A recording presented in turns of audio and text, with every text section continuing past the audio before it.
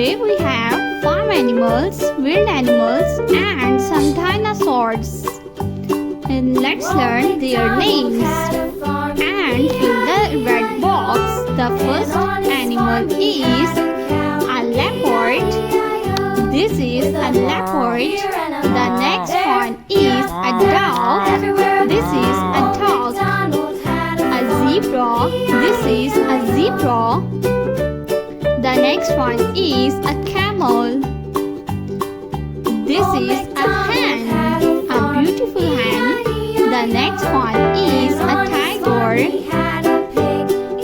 The next one is a donkey. This is a donkey. A cat. A dinosaur. This is a dinosaur. The next one is a sheep.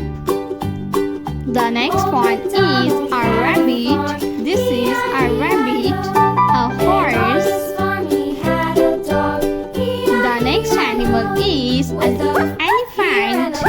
The next one is a lion. Lion is the king of forest. This is a leopard. The next one is giraffe. The next one is a sheep. This is giraffe. The next one is a dog.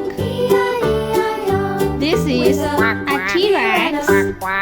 The next one is a tiger.